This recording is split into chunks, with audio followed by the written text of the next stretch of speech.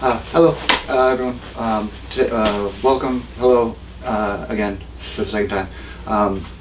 Today we'll do a little bit of review of some of the things that we've been covering up to this point, trying to continuously circle back and make sure we bring in the stuff that we've been practicing just so we don't lose sight of it. And of course, because it all sort of applies to any position we find ourselves in. And then I want to look a little more closely at some of the attacks from the back. We're actually going to introduce the Kimura grip today. We'll do it from the back position. And we'll also introduce the triangle from the back position. Now, that's a pretty uncommon way to approach beginner lessons on the whole and the back position in general. But I like this notion because it allows us to sort of build from sort of a white belt to a blue belt to a purple belt to a brown belt level, where at first we were just doing awareness. I have a submission, my partner has defensive hands, maybe that's all we expect from ourselves. Then we went into sort of a blue belt level understanding, which is really getting into the mechanics, making sure that we're able to complete the strangleholds, making sure that my partner can't break my grip by just grabbing my hand in any sort of random place. And then we went up another level. We looked at sort of this purple belt idea where I'm having to balance the movements that I make and the mechanics that I use with an awareness of her movements and what she has going on, and to make sure that I don't just go into a submission and lose track of her escape, and then all of a sudden she's gone and I've got nothing to show for it. Right? So the next progression from that would be into the brown belt level. And the brown belt level can be a little bit tricky to describe just in words. I tend to use the term waves to describe it, meaning that I have a whole bunch of attacks and I'm just sort of pushing all of them towards you at the same time. And you're trying to defend them as best you can. One of these attacks starts to break through, and that's the one I end up picking and going with. That would be in contrast to something like at the blue belt or the purple belt level, where maybe we're only able to go one attack at a time.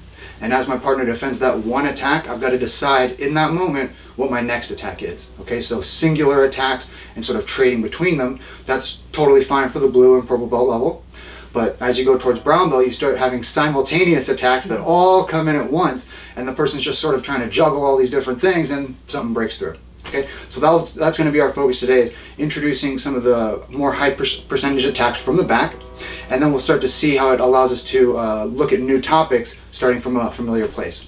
Okay, so welcome again to everyone that's just now joining us. It's good to see all of you. Some of you haven't seen your face in a while, and it's really, I mean, I'm not smiling because I'm trying to. I'm just smiling because I'm seeing you. That's the truth of it. Okay. So let's dive in. Let's look at the back position. I'm going to just really quickly run through the stuff we've covered so far, and then we'll spend a little more time on some of this newer material.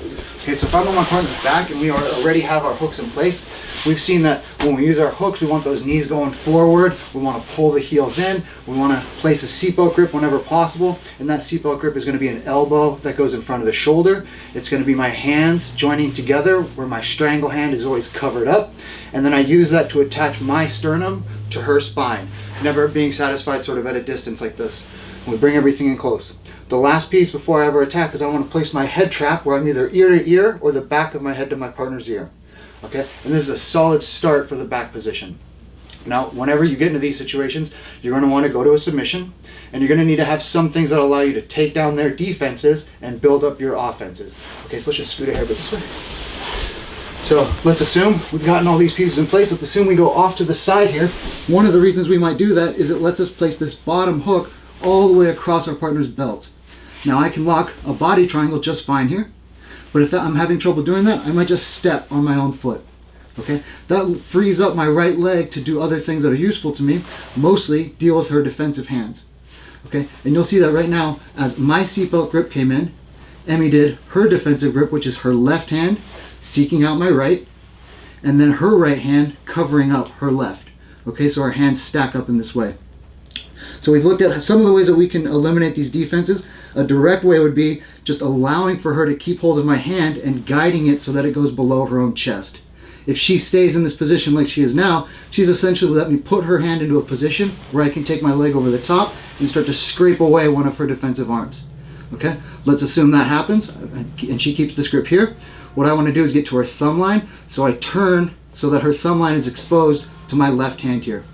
I go in with a backhand frame, I peel her grip off, and I extract my hand. Now I can pin this grip to her chest. So there's one defensive arm gone, there's the other defensive arm taken care of. Now I just have to get underneath her chin. She's likely going to make it hard for me to just wrap around her neck and go into a strangle. So what I want to do is use my head trap like a cutting board and my strangle hand like a knife and just start slicing from behind the ear until I can get some place underneath her chin. Usually the way this works is we go from behind the ear and we look to get to the chin and then flip the chin up. Then I can either punch my whole forearm through and cover up my thumb, or I can flip up the chin and just put my thumb into her lapel.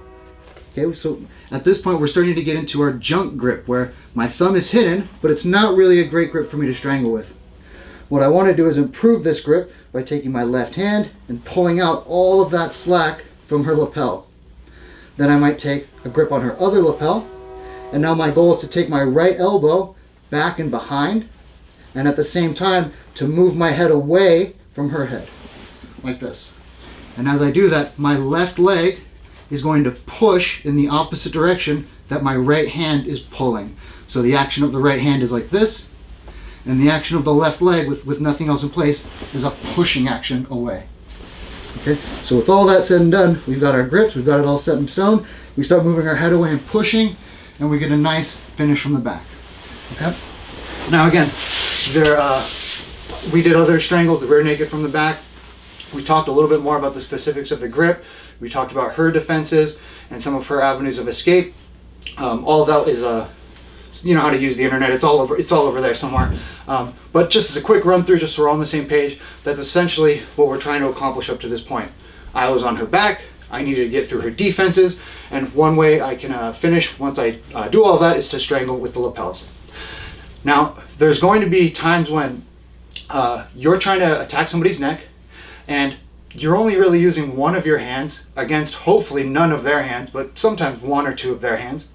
And what ends up happening is you get sort of caught in this loop where your partner knows you want to trap their arm, you know you want to trap their arm, maybe you're only really comfortable using your right hand in the lapel and not your left hand. And so what ends up happening is, as long as they stave off the beginnings of your submission, that one submission is probably not going to break through.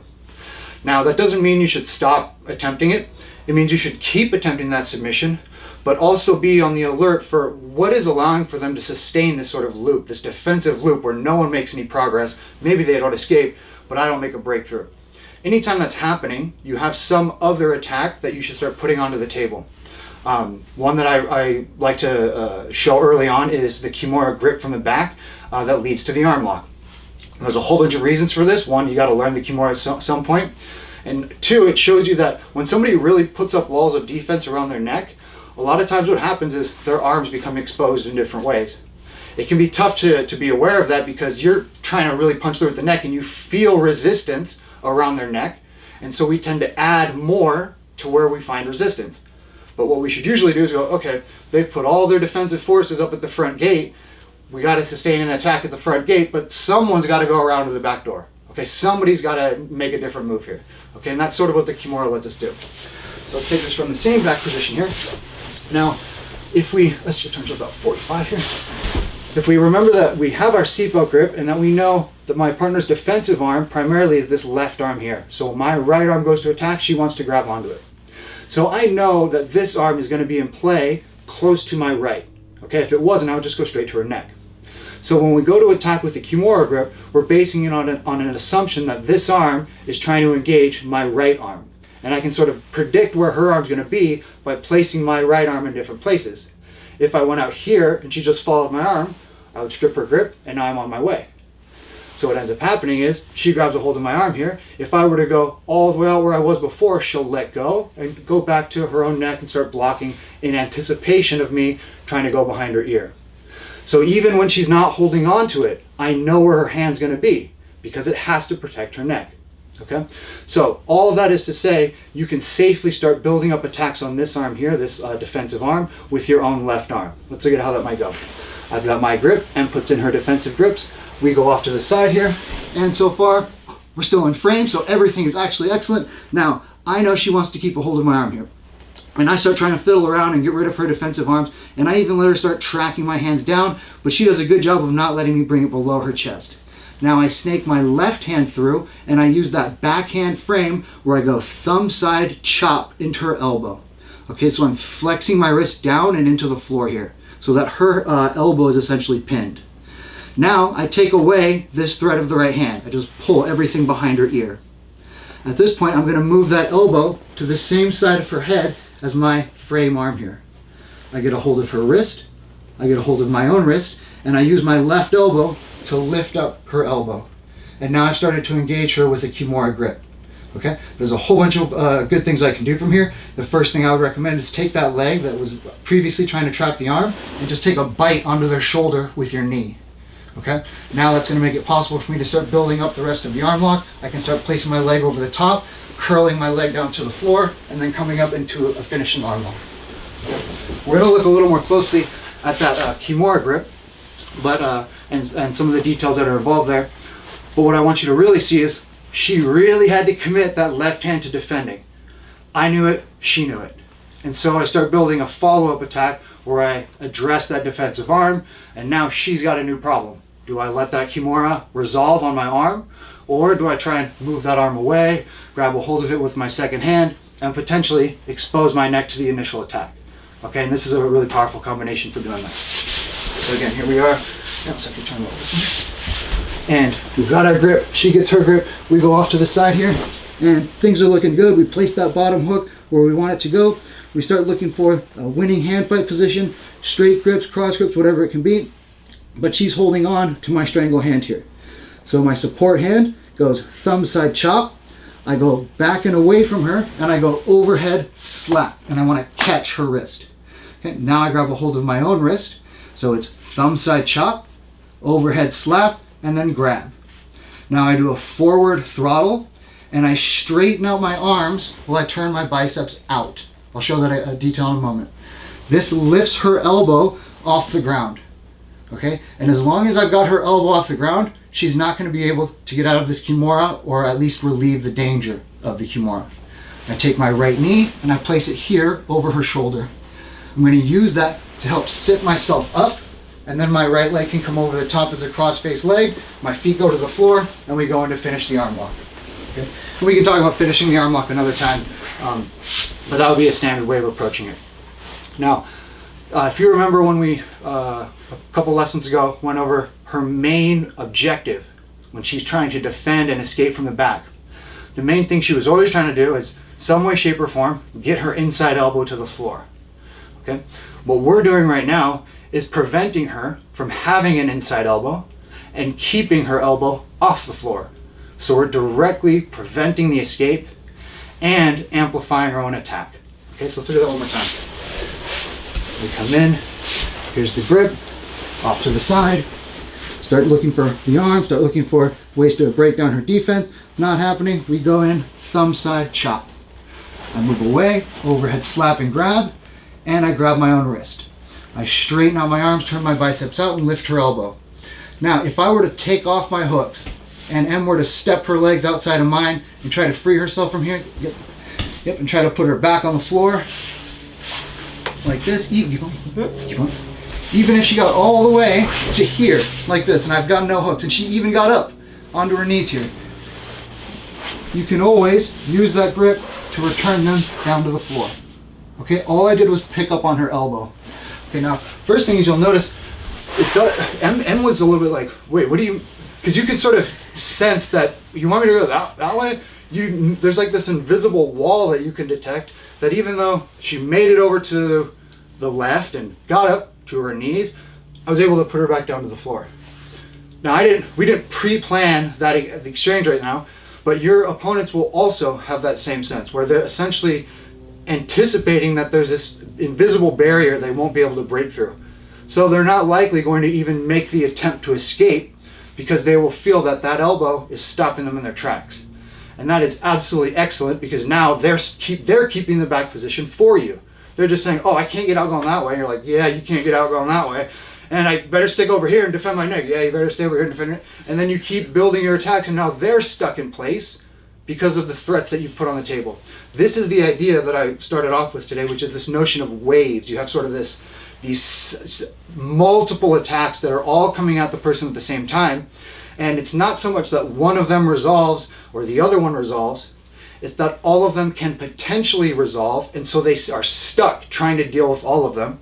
And then we see one of those things actually resolve as observers. Okay, and it's really important to understand that this is something you are aiming to develop in your own skill set. It's not something that is special or unique to me, or that only happens after black belt. It happens as a natural progression as you really understand the mechanics of a technique, and you understand the mechanics of their escape. You know what sort of minimums you need to put in place to keep them trapped in one place and have no chance of escape. And once that happens, the submission becomes a lot easier because less of your attention is worried about them getting out.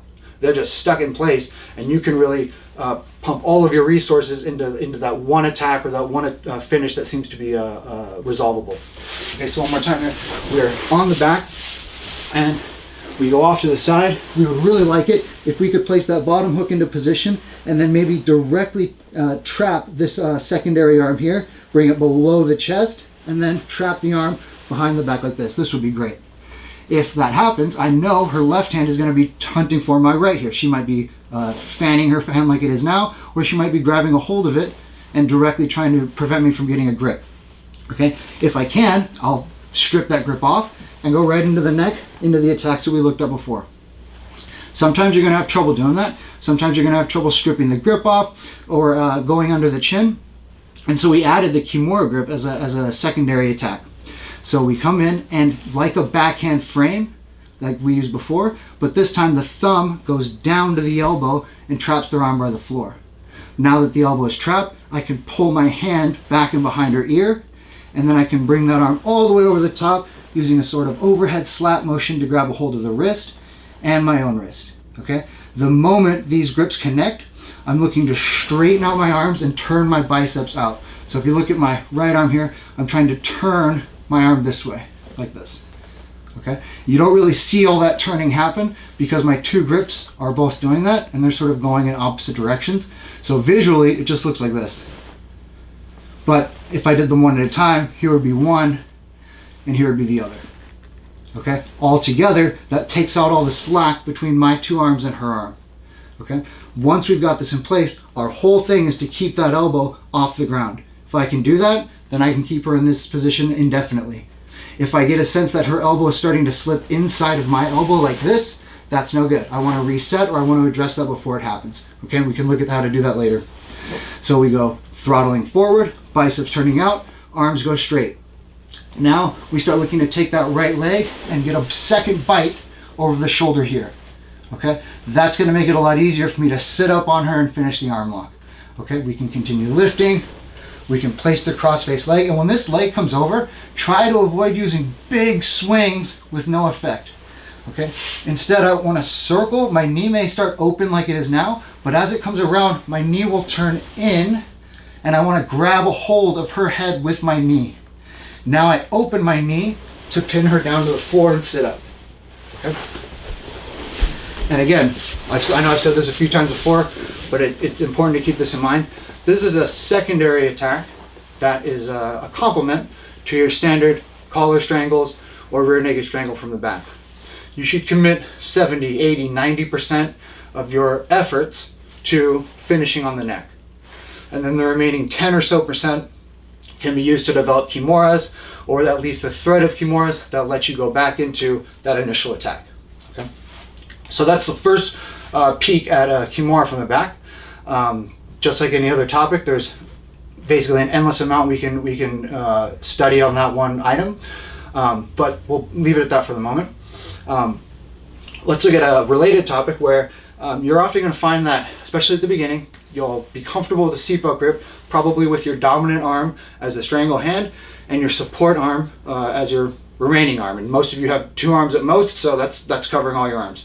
And you get used to this grip, you get used to the head trap, you get used to the combinations of movements on one side, and then opportunities where you might be required to do it with your left hand. You're kind of like, maybe not today. Maybe I'll do a different attack that sort of fills in this gap where I'm not as comfortable with my left. Okay, and that's totally fine at first. But at some point we're going to want to have ways to make use of a left-handed seatbelt, even if we're most comfortable with a right-handed seatbelt. One way to do this is to just mirror your attacks. I do right hand, I use lapels, great. I do left hand, I use lapels, also great.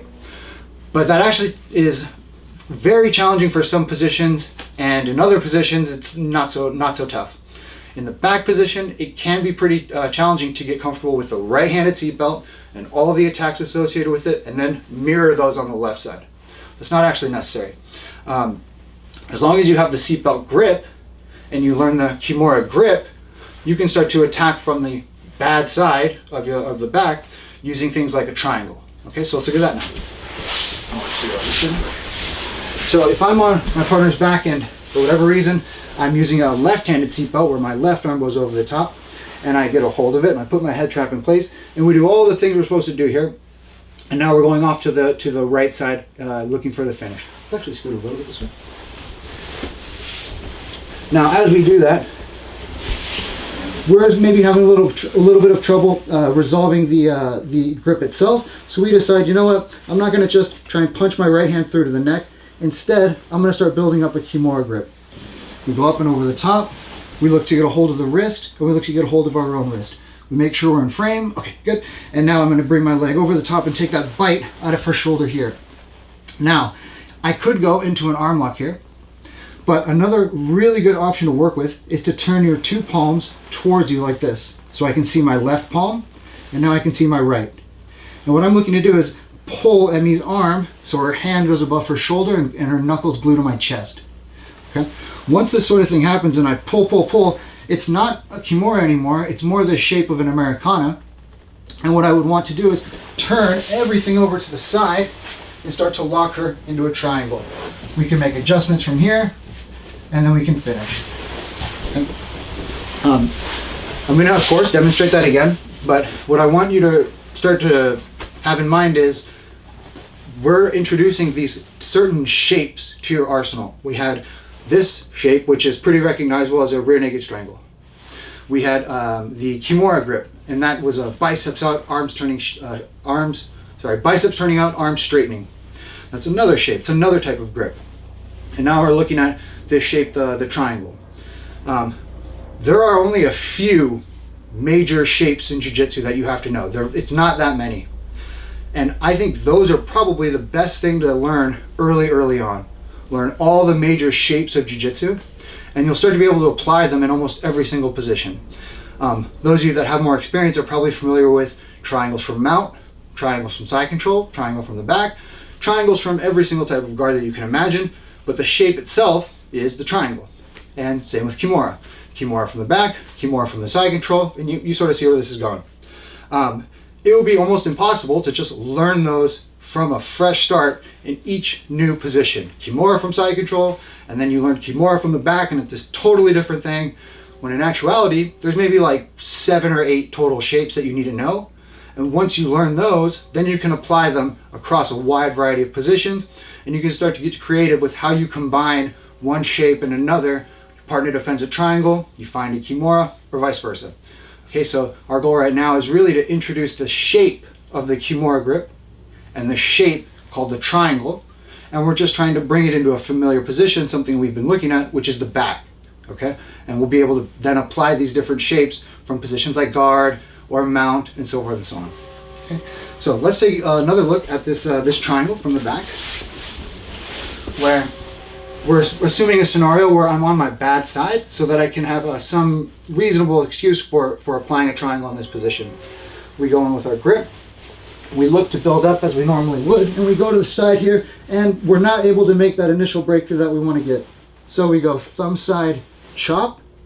We're looking to go to an overhead slap and grab. This would be our Kimura shape. And in this position, I would want to make sure to go arms straight, biceps out, and lift my partner's elbow. But we can go a little bit further than that. We take a bite out of their shoulder, and we go 2 palms facing us.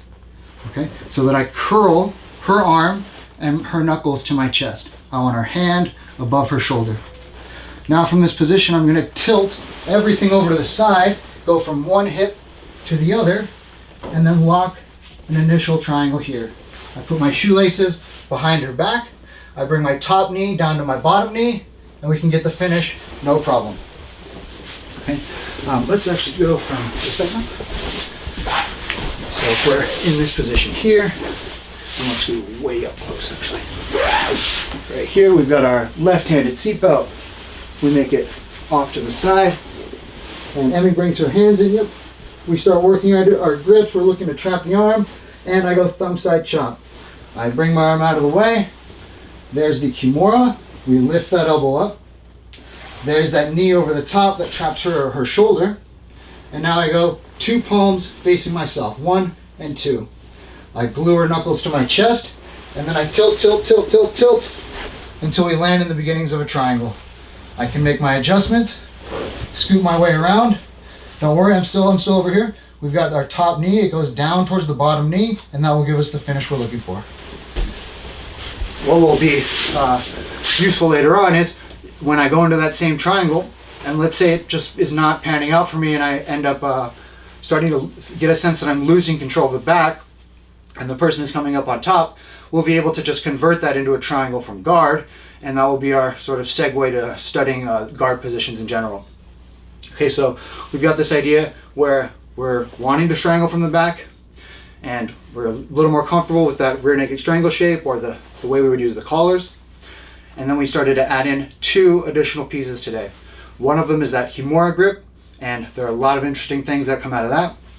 And the other is the triangle. The triangle specifically today, we were using on the off side, probably the non-dominant side of the seatbelt grip. It's a very common place to have that come up. So we'll pause there for a moment. Wanted to say hi to everyone a little more clearly and see if there's any questions or any thoughts, or if anyone wanted to have anything looked at again. I see a question. Hey Professor, can you hear me? Yes. It's Cheese. So oh, hey. Today, kind of in line with like your back stuff right now, I got caught in a bow and arrow by one of the black belts, and I tried to defend, by pulling the arm over, and he transitioned armbar. Yeah, you should. Yeah, you gave him that one probably. So what's my counter or defense to the armbar off of that chain? Because I feel like when I pull the arm over to escape, it's right there. So how do I escape without putting myself in that inherent danger? Yeah. Okay. So I'm gonna try and answer this from sort of 2 levels of analysis. One of them is, you can probably guess, is something along the lines of, "What are you doing?" Like at that point, the reason somebody goes there is because there's no escape. But that's not the full answer. Just to clarify, did you say it was a lapel initially, and you were trying to bring that over the top? And then it... Yeah. Okay. So he had the bow and arrow, and it was the left hand had the grip on the collar. So I tried to pry the left hand over the head, but then as I pry the left hand over the head, my right arm is in between his legs, and he just throws the leg over and takes the arm off. Yeah. And then final question on this. Bow and arrow meaning control of your leg in some way, right? Pant grip or something like this? Yeah. Okay, so let's look at the sort of again. Let's look at this from a couple levels. One is, I could say, okay, here's what you would want to do to step by step escape from this position. But in all honesty, that would not really be that useful in most cases, because once things have accrued to that point where the person is on your back, they've legitimately threatened your neck with the lapel, and you're desperately trying to fight it off, and then they transition to an arm lock, it's not that you can't escape, it's that we have to really look at priority of what we're going to address and how, because things can go from really terrible to just absolutely you're in a submission without really noticing all that much difference. The big way to avoid going from terrible position to absolutely worse is minimize the amount that has to happen from your hands. Okay, a good position in jiu-jitsu, almost by definition, reduces the amount of effective movement someone can make with their hands by themselves. It's very tempting to try and grab their hand and pull it over the top, because you feel the exertion of the hands in that area. They're on my collar. If I could pull that over my head, that strangle pressure would be relieved. But the back position itself, the use of the lapel, all of those things together are going to make it almost impossible for your hands alone to do any sort of effective work. What you really want to focus on first is getting your legs free from that sort of classic bow and arrow grip so that you can run yourself into a different alignment, maybe where you're more parallel to them, and then bringing the arm over the top is much more realistic. Okay, I'm going to try to demonstrate that a little bit here just to give you a rough idea. But again, your hands are not likely going to overcome their hands when they have a dominant position on you and they have a submission. If you could overcome it with just your hands, that's their mistake and they need to fix something. Okay, because something is off if you can beat them with just hands. But let's say if Emmy's on my back here and she's got her hooks in, she's got one going under, and she's got a lapel here. Let's actually go a little bit this way. And we start going off to the side. She's got left arm under and got pants. Bottom hook across, and she's even got, like I think you were saying, Mike, your arm was trapped, correct? Yeah. Like this. Oh my goodness. This is, let's just say, don't start here. Okay, this is not a great place. What tends to happen, if I were able to take my left hand here and do something that dragged her arm over the top, that's Emmy's mistake. Okay, everything is built up in her favor. That should not happen now. But let's just, if you notice, she's got this grip down here by my pants. Okay, and a lot of this grip is to keep me aligned with her in a certain way. She pulls here, and she moves her head away, and this way, like this, and you'll see, you can hear, now I'm strangling, we're starting to go perpendicular. Okay, that's enough. And so what the problem is I can't keep myself lined up with her like we are now. If I were able to stay like this and Emmy tried to finish, what she needs is she needs to move her head away and get her center line perpendicular to mine. So her head moves away from me, she pushes with the legs, now I'm strangling, pull here. And this makes it hard for me to realign this grip on my leg. Okay, so what you often want to do is, as somebody pulls, you stave off the effects of the strangle, you walk towards, let's actually scoot a little bit. Sorry, we're going to rearrange just a little bit so you can see this grip, since it is sort of the focus of what we're talking about. Okay, so there we go. Now, I stave off the initial effects of the strangle, and I'm looking to bring my right leg over to step and free myself from that grip. Now I've actually got a moment to realign with her. And now I've actually got a moment where I could possibly slip my head out from here or start walking along the floor. Okay? But the grip itself, pulling it over the head, usually when you see that, it's some combination of my partner sort of being a little bit off in their grip. Maybe they're pulling a little early and they haven't cinched everything in place, and so they've left some slack on the table. And then at the same time, as defender, I'm able to capitalize on that by drawing the arm over the top. But in that scenario where one arm is trapped and they're specifically holding onto your leg, think about why they're holding onto that leg. It's to try and create that sort of cross alignment with you and then actually finish. So you want to break free of that grip that's on your pant leg so that you can realign with them, and that's going to make it more realistic for you to draw the arm over the top, put your back on the floor, and things of that nature. Got it. One other point on that is, just so to tie this back into what we were just going over, is, let's say everything's set as it was before and I've got this arm trapped. Okay, let's say that Em does make it to a point, she does break my grip here and she starts walking down to the floor. I can just keep walking. Even if I don't have that grip, it's pretty easy for me to convert this into a crucifix here, and now I've got the same finish as I did a moment ago. Okay, but this is just a more extreme cross body alignment now, where my center line is perpendicular to hers. Okay, so whatever is going on, she breaks my grip, she frees herself from my hooks, whatever it is. If she keeps moving into a sort of cross position with me, I'm going to keep gaining more and more control over her, and then other submissions become available or other follow-up attacks. So the priority is go from that cross position to parallel with them, and then you can really think about escaping. Okay, if you're the defender, don't go cross, go straight on with them, line up, and then you can make your way out. Okay, Mike, does that help? Or codename Cheese, does that help out at all?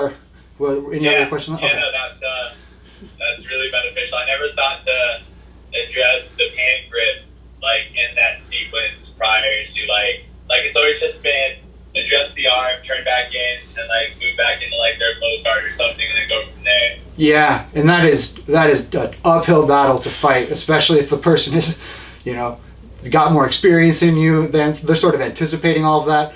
A lot of times people don't pay much attention to that bow and arrow grip. They just grab something and leave it alone, and that's it.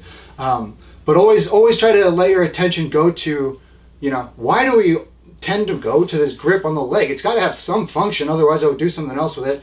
And a lot of times it's to just keep the person from running their body back into this parallel alignment where the actual escapes can occur. Were there other questions on this? Let's see. Yeah. Good to see you, by the way. Yeah. Good. Can you hear me? Yeah, absolutely. Yeah. So I had a question. Like in most back controls, you have sort of the seatbelt grip, like an over the choking hand, Yeah. and your under grip, where either you have like the hand control the lapel, but it seems to be like keeping them from turning, so you could work this choke. And I think in most cases, maybe a lot of it's looking for like rear naked chokes, where I would try to switch my choking hand Yeah. and not have control on this side. Is Yeah. there a good way to control their body? Yeah, to be able definitely. to win these? So just to put Daryl, so everyone's clear on what the question was, this notion that, let's actually turn it a little bit this way. We've got the arm we're probably going to try to strangle with. We've got one hand that helps it out, does some trapping, things like this. But is there a time and place to sort of go to two strangle arms, or to remove this arm in some way, to sort of double up on the thread at the neck? And if yes, then what's actually going to control them? The simplest and most straightforward answer is, if you get to a position here and you lock a body triangle, you can let go and go like this, and you can attack them with either arm. You can prop yourself up for a moment, take a break, and then go back to attacking the neck. And a lot of times what ends up happening is the person we might be here in this sort of arrangement. I might have had a body triangle, and maybe I start losing the battle for the head trap. Emmy starts grinding her head through, those braids are sort of really getting in my face, and she starts trying to make her way down to the floor here. This is an excellent time to convert to the other side, either with lapel or just a naked strangle from here. But it's this body triangle downstairs that keeps us in an alignment that is favorable for me. Okay. Now, this should stand in contrast to what I just went over a moment ago, because this body triangle keeps us in alignment. I thought you said you wanted to get crossbody if you're the attacker. How does that work? When you're setting up your attack from the back, you're not finishing, but you're trapping arms, you're getting strangle hands in place, you're setting those pieces up, you want to be in this sort of alignment. And then to apply torque, you realign, you twist about 90 degrees to actually finish. So I might go left hand here to lapel, and then I go across the body to finish. Okay? So absolutely, you can go between strangling with the right or the left, removing that support hand. An easy way to start that ball rolling is to use a body triangle to free up your upper body. And then you can attack on either side. And then just keeping in mind that it's fine to be aligned with the other person if I'm attacking, as long as when I go to finish, I know when I should go across the other person's body. Okay? And just so we're on the same page with this reference, here, Em and I are lined up with each other, center line to center line. This is great for me and not so bad for her. If I'm going to attack her with lapels, you'll always see that as we move, we start trapping the arms, we start making this progress into a position where now my center line is starting to go across her center line. And the more that I can make that happen, let's say by getting a hold of the pant grip here, the more effectively I can twist her up into the submission, and the more power I'm going to gain in that particular submission. Again, parallel is usually good for setting things up, and then when it's time to finish, cross the body. Does that help out at all? Is that to your question? Yeah, for sure. Awesome. So controlling with the legs before I Yeah. give up that secondary control with the arm. Yeah, and then also, just last thing on that is just keep in mind they're gonna be alert to that happening as well. So sometimes you start right, you body triangle, you start doing something clever, going left, they start responding to that, and so the original attack is actually open, the right-handed attack again, and you're ready to finish. Right. I would really recommend using this when the person thinks that they're going to get out because they've got free from the head trap. Because they're you know how it is. I'm back to guard. You can relax a little bit, and then you're on their neck on the other side, and that's really a trap for them. Were there other questions on any of the things up to this point? some of you are just covered in a shroud of darkness and I can't see anything about you. I'm just assuming that you're hacking my computer right now, which is totally fine. This is not my computer, so go ahead and hack. Yeah, just hack away. But yeah, let me check this. I was trying to protect my identity. Oh, okay, good. Well, John's on a VPN right now and everything. Yeah, well, I'll go ahead and show everyone's social security numbers really soon so that you can throw those This is out. a voice changer as well. Yeah. Thanks. So, Just listening in. let's see. I'm always, I mean, you guys know me. The danger is not running out of things to talk about. The danger is you guys have lives and schedules, and I don't want to eat up 4 hours just talking about something I find so interesting. Just to recap some of the things we went over today, we were really looking first at just back position and the submissions and how to do them. We started adding in our second lesson some of the defenses that the person will put in front of you. And in that second lesson, we started breaking down their defenses with the legs so that we could go back to our submissions. Third lesson, we started looking at some of the dynamics that will play between the two. What do I do as she builds her defense? What are the defenses she can build that necessitate me changing the entire position? And what are the defenses she can build that aren't really a big problem, that I can just break through and continue on my way? And then when we came in today, we started looking at, well, my offense is going well, but I'm just not able to break through with the actual submission. I'm not losing the back, I'm controlling them just fine, but that strangle is giving me some trouble. So we introduced this idea of using the Kimura grip, or the shape of the Kimura, and the triangle, or the shape of the triangle, as one, fundamental movements that you have to learn at some point, and then two, very powerful ways to either open up that strangle a second time, or to give you an alternative submission when you really just can't get the breakthrough that you need. But again, we will dig into those individual attacks, the Kimura and the triangle, in the next lesson and the lesson after that. And they'll also be sort of a gateway for us to study those on their own. But always trying to bring things back to something familiar. And up to this point, it's really been the back position, attacking from the back, and just some of the defenses to be aware of. You got a minute, Professor? Absolutely. Let me get a little closer here. So, I've been chaining, like, my over-under pass is my highest percentage, but on certain people, like Kaio or, like, other, like, no black belts, over-under doesn't work. So, like, I'll over-under and they'll threaten something like a loop choke or something because the head's right there. So I chain my over-under to, like, leg weave to backstep if that doesn't work.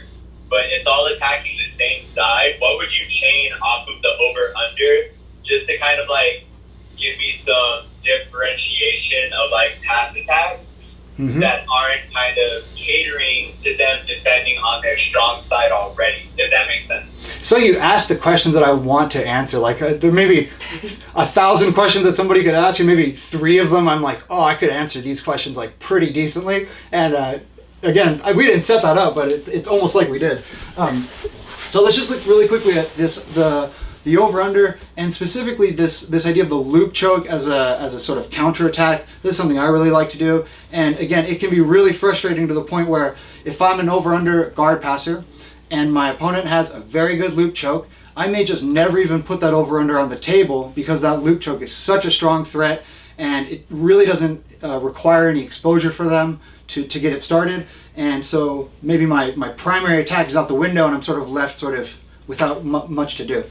So if I've got M line down here, one of the main things with an over-under pass and a lot of other guard passes here is for an over-under, I need to get my shoulder down more or less by her center line. Okay, that's going to be my fixed point that lets me move around her body and actually pass her guard. Okay, in the process of getting my shoulder down into something like this, let's see, trap my leg here. When I put my shoulder down like this, I also have to get my head into a certain position across her center line. Okay, so the shoulder is what I need, and since my head has to go somewhere, I can't just throw it in the garbage and get it later. I've got to do something with it, put it across the center line. The loop choke capitalizes on that attempt to move your head across the center line like this. And it actually motivates you to not move your head across the center line, because if you do, you feel like you're going to get loop choked. So what ends up happening is people keep their head on the original side of the center line instead of going across it. And that's a big problem if you need to get your shoulder down. If I need to put my shoulder here, but at the same time, I'm supposed to keep my head on this side of the center line because of that loop choke, never gonna happen. Okay, so over under does go right out the window. Now, just I'll demonstrate sort of what Emmy will be doing in a moment, but just as a quick piece of advice, if you're going to be challenged from putting your head this way across the center line, and you're being forced essentially into a position where your head is on this side of the center line, you want to put your hip on the opposite side of the center line. So guard passes that let your hip go to one side and your head on the side it's on right now, those are going to be the main options we're looking for. Let's take one that Cheese had mentioned, which would be a leg weave. The leg weave that, it's going to go on your side just a bit. If I were to try a standard leg weave here and to pass to my left, that's probably not going to work out all that well. But if I allow for a leg weave to occur and my head moves to this side where it was going because of the loop choke threat, and my hip to go towards the far side, and I actually walk in a sort of unorthodox way around her guard, that will be totally fine. Okay. So often if I have a over-under pass, and the over-under pass would be me going to my left, and a standard leg weave would be also going to my left. And then if I'm responding to a loop choke, I actually want a leg weave that goes to my right. Okay, so that I can keep my head and my hips on opposite sides of the center line. So if I came in, here was what an initial over-under might look like. I'll show the threat of the loop choke, but let's assume threat of loop choke. I move my head to the other side. I gather up the legs like I normally would for a leg weave. We use two hands to form our grip on the bottom leg. We hunt for that bottom lapel. My head goes on one side, my hips go on the other, and we can easily walk around our partner's guard into the side control or something like this. Okay, can I come over? So again, just so we're on the same page here. Here's my knee shield sort of half guard positioning, and would be looking to hold my leg, go underneath my hamstring, and place her shoulder right on my center line like this. Okay. If her shoulder can make it down, then it's possible for her to walk around my guard. You'll notice when she does that, her head has to go to the far side of the center line. If I'm a loop choke player, I'm going to take a hold of the lapel here, and if she tries to move her head across, I'm going to threaten to place her head into a loop choke. And loop chokes can come in a bunch of different forms. You can do a two-handed loop choke where one hand helps the other arm. You can do a sort of guillotine loop choke where maybe she moves her head in and I just button her head down for a moment, and now my right hand maybe grabs the leg or scoops it, and I'm essentially able to complete this like it were a guillotine. But regardless of which type of loop choke you use, all of them will have this same thread in common where it motivates her to not move her head across the center line. That's going to take the over-under pass off the table, and it makes it easier for me to play guard because I know her head's moving in this direction. So she's smart to that, and so she starts weaving instead of under, she starts weaving here into my bottom leg like this. Okay. Now my loop choke grip is actually not so useful to me. She takes her left hand up to my lapel, she starts crushing my knees together with her hip, and starts walking backwards to her right. And now, that is not so good. This probably looks like I'm in a bad position because I am in a bad position. And now she can start to fold me up and pass my guard, all those different things. Okay. So the big thing I'd pay attention to is the loop choke is going to motivate you to move your head to the side of their center line where you cannot over-under pass them. But any guard pass that works off of that new positioning is going to be totally fine. Leg weave was one that you mentioned, but there's a lot of other ones that are available. Just make sure that when you're passing someone's guard, your head is constantly going to one side of their center line and your hips are going to the other. Just think about side control. Your head's on one side, your hips on the other, and you're across their body. That's the classic manifestation of head on one side, hips on the other. All your guard passes are essentially trying to get to that point. So if you can't make that happen, that's when it's time to adjust. And then again, the last note on that, we just flip the perspectives around a little bit. Let's say I'm playing guard and I've never seen an over-under pass before. I know, what do you think? Why are you teaching us you've never seen an over-under pass? Here's the over-under grips, here's that shoulder coming down here, and I'm just like, what do I do about this? Well, I know her hip is on one side, and I get a sense that she's trying to essentially keep it on that side while she passes. Okay, I'm gonna use that to my advantage. Let's come back. So now I see the same grip arrangement. Emmy's already crushed me with this guard pass before. I know it's what's about to happen. So as she comes down to place her shoulder, I just keep her head on the same side of my center line. That meant me moving myself and me framing in some way, shape, or form. Now if Emmy tries to put her shoulder on me, it's not going to happen, and I can start to follow up with other attacks here or other counter attacks. Okay, so you can use that information both as the guard passer, and then when you flip over and you're playing guard, you know that if you keep their head and hips on one side of your center line, they're never going to pass your guard, and you're going to be fine. So always just trying to have that ability to flip something you just learned around.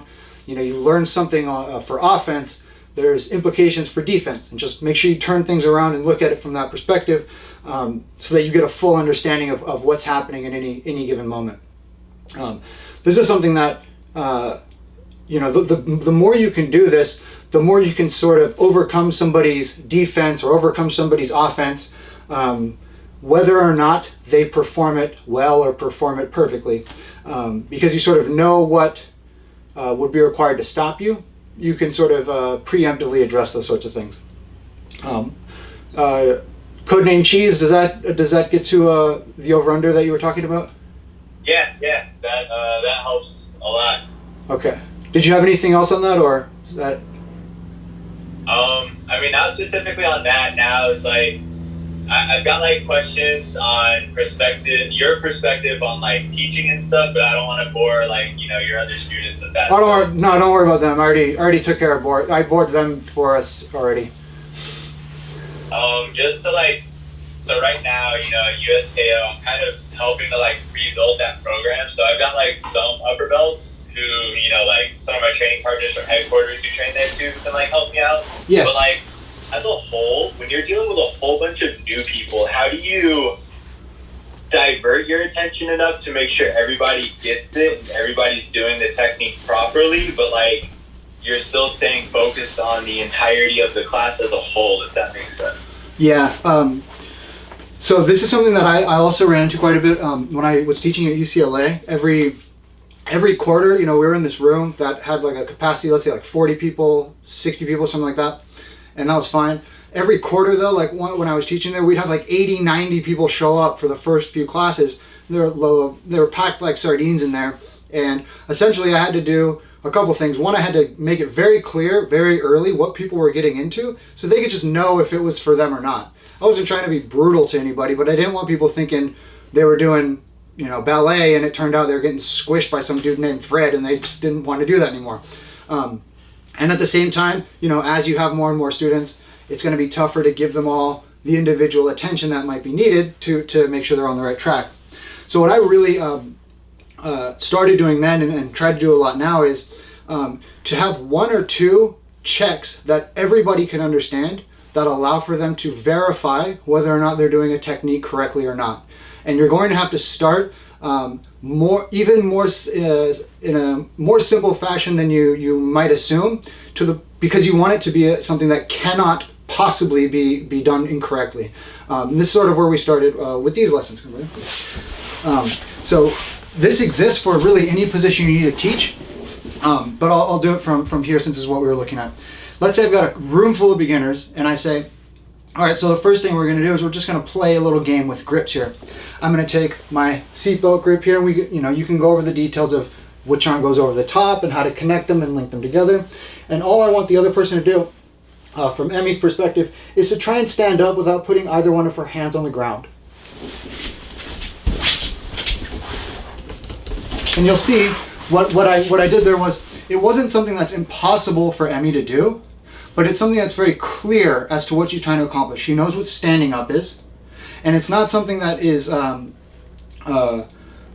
up in a bunch of new concepts for the two of us. All I have to do is I get the seatbelt grip, she tries to stand up without putting her hands on the ground, and we just play this game for a little bit. If she's successful, great. I've put no consequence to it. I haven't said you're right or wrong if you stand up, and I get to use a seatbelt grip. And then we come back and we say, okay, here's a seatbelt grip. Now the person who was standing up is going to try to put their spine on the floor. Okay, and we give that a shot, right?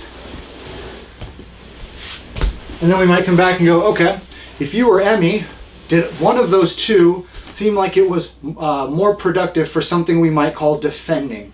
And defending meaning that I can exit from the situation on my terms and I'm no longer under the other person's control. And after a little bit of maybe deliberation, you'll probably find that most people see if Em can stand up, it's a little easier for her to get away than if she just lies down on the floor. And you can use that as an initial sort of to paint the initial landscape of what are our primary objectives. Well, if she's escaping, she wants to be able to stand up and walk away from me. And if I can keep her from doing that, maybe by putting her spine on the floor, then I'm being productive. Okay? Now that's just understanding the general concept of escaping and the general concept of control. You can go a little further and go, all right, so that's great. We've got this idea of standing. We've got this idea of her putting her spine on the ground. What about our grip? I've got my seatbelt grip. Now, if Emmy just uses one hand at a time, either one, can she break my grip and then stand up? And you might play around with that a little bit. What you'll notice is sometimes the grip does get broken, and obviously the person's able to just run away and stand up and it's no problem. And now you're starting to illustrate, well, my grip is what's allowing for me to control the other person and stop them from defending. Then we get more specific. What if, can I use my seatbelt grip? And now that we would have everybody take one hand around the shoulder and cover up their thumb. Okay, now our partner can use one hand or two hands and try to free themselves from this grip. And they'll struggle. A lot of times this is where you're going to have to dive into some detail and where really people will get their first glimpse as to the power of changing something by 1 or 2 centimeters.